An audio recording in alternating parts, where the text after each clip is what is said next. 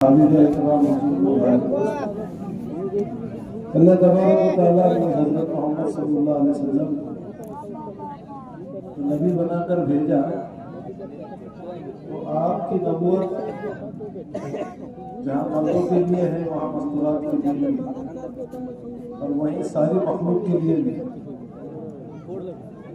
کہ آپ صلی اللہ علیہ وسلم نے جتنے احکام ارکان مردوں کے لیے لائے ہیں وہ تمام احکام اور ارکان مستورات کے لیے اس لیے آپ صلی اللہ علیہ وسلم کے زمانے میں جیسے مردوں کے اوپر محنت ہوئی ویسے مستورات پر بھی محنت ہوئی، جیسے مردوں نے اس دین کی محنت کو اپنی ذمہ داری سمجھا تھا ویسے ہی مستورات کے اس کام کو اپنی ذمہ داری سمجھا، جہاں مردوں نے اس کام کا حق ادا کیا وہاں مستورات نے یعنی کہ عورتوں نے بھی اس کام کا حق ادا کیا۔ ہاں شروع دن سے بلکہ اول درجہ تو مستورات کو ملا، ایمان قبول کرنے میں سب سے پہلے مستورات ہے، اللہ کے نام پر اللہ کے پاس قبول ہونے میں سب سے پہلے مستورات ہے، اللہ کے راستے میں نکلنے میں سب سے پہلے اپنی ذات سے تقاضا پیش کرنے والی مستورات ہے۔ اگر ہم دیکھیں گے تو ہر اعتبار سے ہر شعبے میں سب سے پہلے مستورات کو اندر آنے والے اس لیے کہ جب ایک مستورات کی زندگی میں دین آتا ہے تو اس کا دین نسلوں تک چلتا ہے۔ مستورات کی زندگی میں جب دین آتا ہے عورت کی زندگی میں جب دین آتا ہے تو اس کا دین نسلوں تک چلتا ہے۔ مرد کا دین کے فرد کا دین ہے، اس لیے مرد کا دین گھر کی چوکٹ تک آئے گا لیکن مستورات کا دین کے آگے نسلوں تک چلے گا۔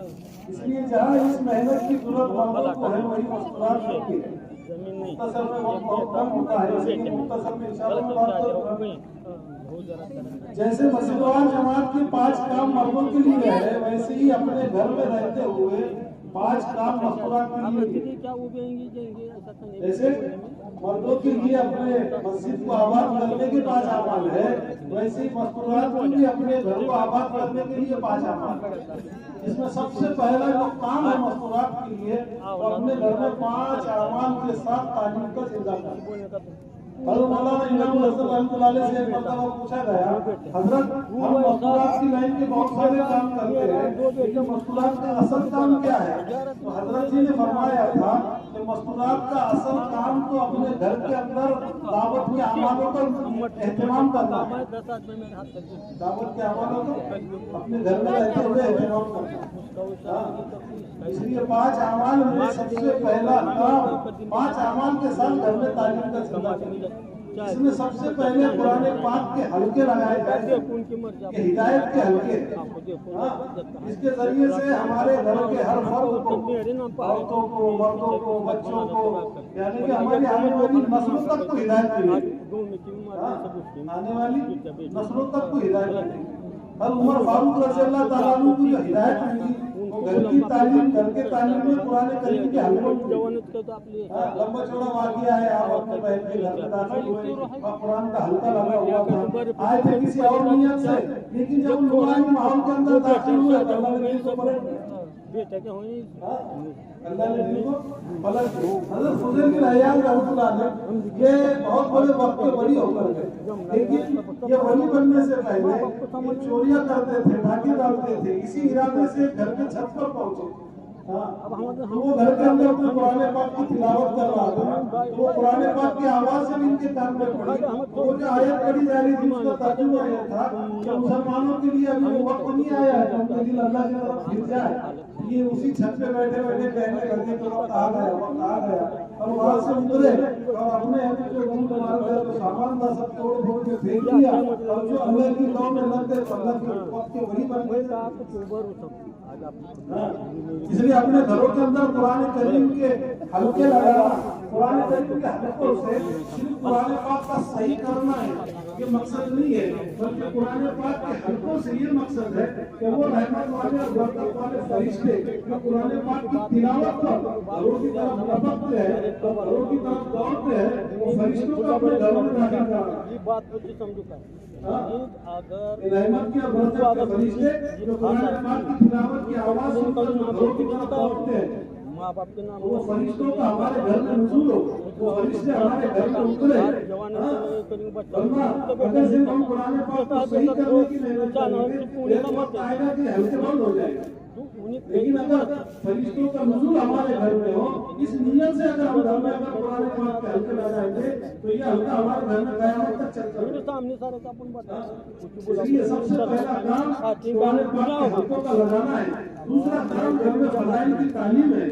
فضائل کی تعلیم یہ اپنے ایمان کو بنانے کے لیے ہے، اپنے ایمان پر محنت کے لیے ہے، اپنے ایمان کو قوی اور مضبوط کرنے کے لیے ہے۔ ہمارے بڑے حضرت حافظ منظور صاحب کا فرمان کہ فضائل کی تعلیم یہ ایمانیات کی تعلیم ہے، یہ ایمان کو بنانے کی تعلیم ہے، کیونکہ فضائل کے ذریعے سے اعمالوں کا شوق پیدا ہوتا ہے اور اعمالوں کے اہتمام سے ایمان میں اضافہ ہوتا ہے۔ ہم نہیں کہ تو اس کے دل کو بیٹھا فضائل کے ذریعے سے اعمالوں کا شوق پیدا ہوتا ہے۔